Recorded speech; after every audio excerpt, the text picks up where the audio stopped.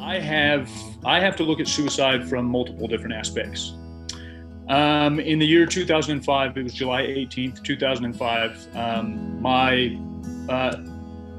I call him my brother. He was, born elsewhere. My best friend in the world. He had actually saved me when I was a young kid.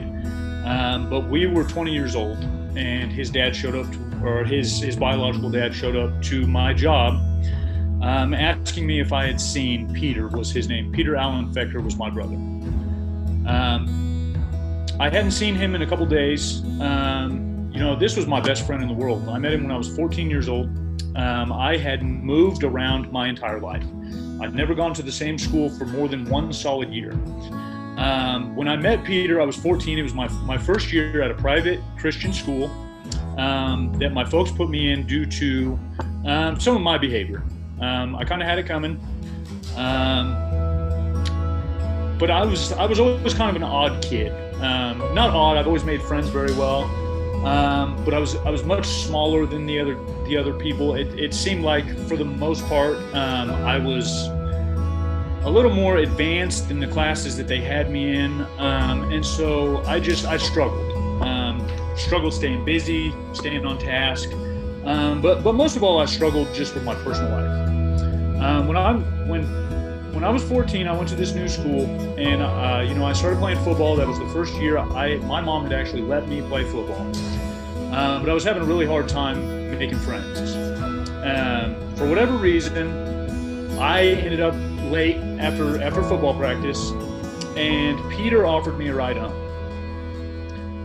This is at about 2 hours after practice, so he had actually left and come back. I'm 14 years old. I'm struggling. Nobody shows up. Nobody loves me. Blah blah blah blah blah. So I had decided, in several times leading up to that, but especially that day, that was going to be my last day on this planet. Nobody cared, so on and so forth. I didn't really have a plan in place. I was a kid, but I knew that there were ways I could go about it. I knew that my family had guns in the house. I knew that there were medication pills, so on and so forth. But for whatever reason, Peter came back. He came back to the school that day to make sure I got a ride. And that blossomed this kid ended up, my folks co-signed loans for him. He was a part of our family from this point on. He saved my life that day, just by being a friend. So for quite some time, I had my struggles, but when I lost Peter in 2005,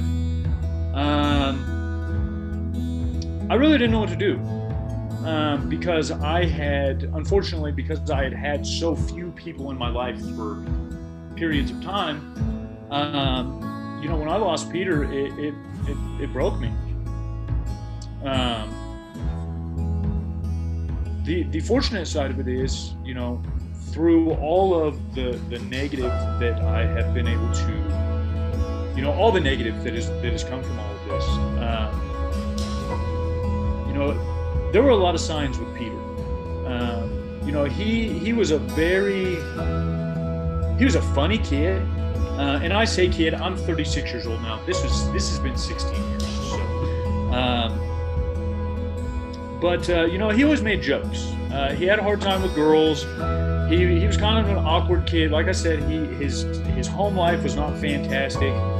But he'd always made that joke. Well, I guess I'll just go kill myself today. And that was a funny joke when you're 16. It's a funny joke when you're 19. It's a funny joke when you're 35. For all of about half a second. If I had known all those times that he made those jokes, those self-deprecating, the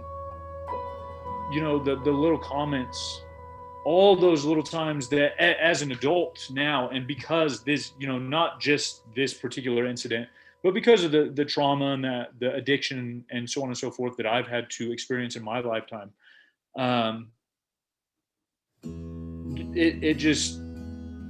it was a positive.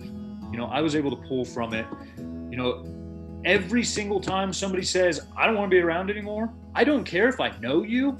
I don't care if you are trying to murder me.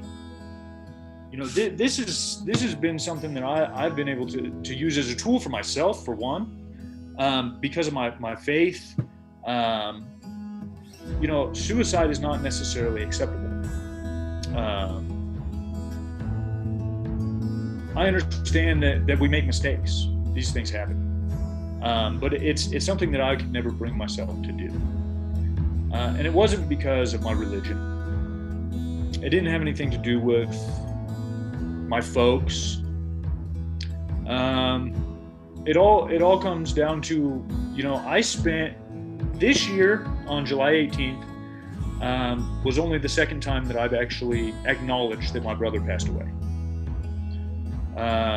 The other time was the year prior. I had been clean and sober for 1 month on the 15th anniversary of my brother's passing. And that was the first time I'd ever dealt with it.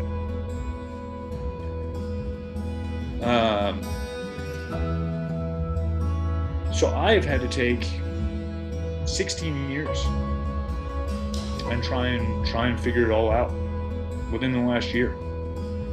The most important thing, you know, the most important thing that I've learned through my experience, or just, you know, not just what I've learned, but just, man, it's not about your mom and your dad. It's not the people that, I'm 36 years old. I'm a grown man.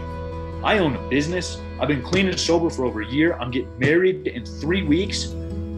I have questions. I have questions in the back of my mind. Do I get married? Because is she gonna leave me? You know, I've been divorced already. Every single person I've ever had in my life has left me in one way or another. And when that culminated in losing my brother, I've never been able to trust anybody.